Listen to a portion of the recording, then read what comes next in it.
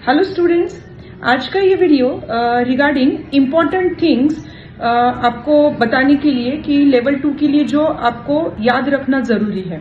Okay, level 2 exam देने जा रहे हो आप, तो इसके लिए ये याद रखना बहुत ही ज्यादा जरूरी है। ऐसे कुछ थिंग्स हम आज डिस्कस करेंगे।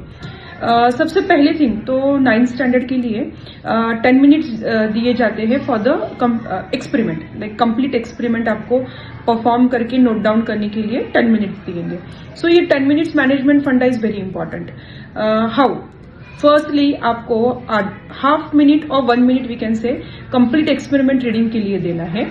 1 स्ट्रेच पूरा एक्सपेरिमेंट रीड करना है। पर्टिकुलरली ये फिजिक्स और केमिस्ट्री के लिए फॉलो कीजिए। इसका रीजन ये है कि आपने देखा होगा केमिस्ट्री के काफी सारे एक्सपेरिमेंट ऐसे आते हैं कि write down the observation after step 2, write down the observation after step 3, what will happen if this after the step 3। तो इस तरीके से जो क्वेश्चंस आते हैं, ये आपको अगर पूरा समझना है कि कौन से स्टेप के बाद मुझे नोट डाउन करना है, तो इसके लिए आपको 1 स्ट्रेच पूरा एक्सपेरिमेंट रीड करना बहुत जरूरी है। तो हाफ मिनट और 1 minute for the 1 stretch reading, then 2 to 3 minutes for the performing. आप परफॉर्म कीजिए कोई भी एक्सपेरिमेंट। ओवर स्मार्ट मत बनिए। आपको पता भी होगा, देख के असेंबली समझ में आ रहा है कि कौन सा एक्सपेरिमेंट है वो, तभी भी आपको ओवर स्मार्टनेस नहीं बताना है। आपको एक्सपेरिमेंट परफॉर्म करना ही है compulsory. And then lastly major part जो आता है जिसपे आपका इवेल्युएशन होगा, that is your writing part. तो उसके लिए सबसे ज्यादा टाइम देना है हम लोगों को, अप्रोक्सीमेटली 5 to 6 मिनट। आप पूरा प्रॉपरली राइट डाउन करो। राइटिंग के लिए आपको चीजें ध्यान में रखनी है। सबसे पहले तो आपके आंसर स्पेसिफिक होने चाहिए, टू द पॉइंट होने चाहिए। ट्राई कीजिए कि आप साइंटिफिक टर्मिनोलॉजी यूज करो आंसर लिखते वक्त। वेग आंसर मत लिखो। Like reaction heat is related, then you have to write it's exothermic reaction, like that. तो स्पेसिफिक आंसर लिखना बहुत जरूरी है। दूसरी चीज हम लोगों को ध्यान में रखनी है, in case of the physics आप सारे फॉर्मूलाज अच्छे से लर्न करके जाओ। उसके साथ जब भी बच्चे मैक्सिमम टाइम ये मिस्टेक करते हैं कि यूनिट्स भूल जाते हैं लिखना, तो यूनिट्स आपके प्रॉपर रहे जब भी आप आंसर लिख रहे हो। ठीक है, फॉर्मूलाज अगर रिक्वायर्ड है तो फॉर्मूलाज वहां पे नोट डाउन करना आपको जरूरी है। ठीक है, इन केस ऑफ केमिस्ट्री आपको ध्यान रखना है कि अगर बैलेंसिंग की रिएक्शन या केमिकल रिएक्शन पे कुछ क्वेश्चन आते हैं तो आपको एवरी टाइप के ऑब्जर्वेशन नोट डाउन करना है। लाइक सारे एंगल से सोचना है।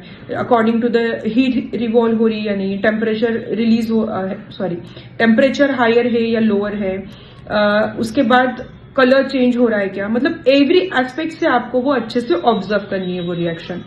उसके साथ जब बैलेंस इक्वेशन लिखोगे आप, जब भी वर्ड फॉर्मूला भी आपको लिखना है उसके साथ। लाइक अगर मैं NaCl आ रहा है प्रोडक्ट, तो you have to write down like sodium chloride below that, ताकि आपका अगर कुछ भी रॉन्ग होता है तो आपको अटेम्प्ट के लिए थोड़ा बहुत तो मतलब मार्क्स मिल जाए, क्योंकि यहाँ पे अभी 0.1 मार्क्स की फाइट स्टार्ट होने वाली है आपकी। ओके, एंड अगर मैं एसिड बेसिस सॉल्ट के कंसेप्ट्स के बारे में बात करूं, तो प्रॉपरली इंडिकेटर जब आप यूज करोगे कोई भी सैंपल में, तो आप टैली करो कि कौन सा कलर आपको मैच हो रहा है।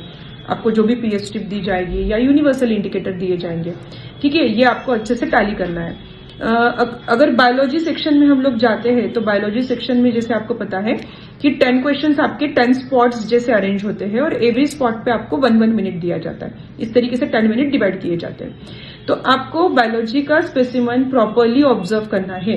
बहुत बार ऐसे होता है कि कोई एनिमल रख दिया जाता है या कोई प्लांट जाके रख दिया जाता है जो आपको नोन नहीं है, उसके नाम नहीं पता, बट आप उसके कैरेक्टर से आइडेंटिफाई कर सकते हो कि वो कौन से फैमिली का प्लांट है या कौन से फाइलम से वो एनिमल बिलोंग करता है।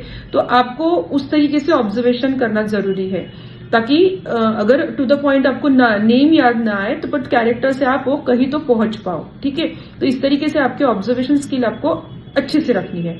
ठीक है, और सबसे लास्ट पॉइंट जो इंपॉर्टेंट है कि जब भी आप राइट कर रहे हो कोई भी आंसर आपके आंसर शीट में, लाइक फिजिक्स में, केमिस्ट्री में, बायोलॉजी में, तीनों में अलग अलग आंसर शीट मिलेगी। कलर कोड रहते हैं पर्टिकुलर आंसर शीट को। तो जब भी आप आंसर शीट में आंसर लिख रहे हो, it should be the neat and clean. Over right मत करो।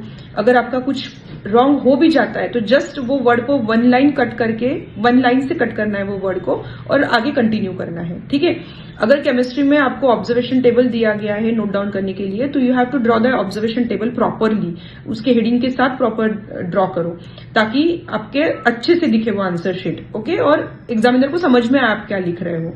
हाँ, तो ये कुछ कॉमन इंस्ट्रक्शन जो आपको 100% में ध्यान में रखना है जब भी आप एग्जामिनेशन सेंटर में जा रहे हो एग्जाम अटेम्प्ट करते हुए। Okay, so best of luck, thank you, do your best, attempt it very carefully, bye.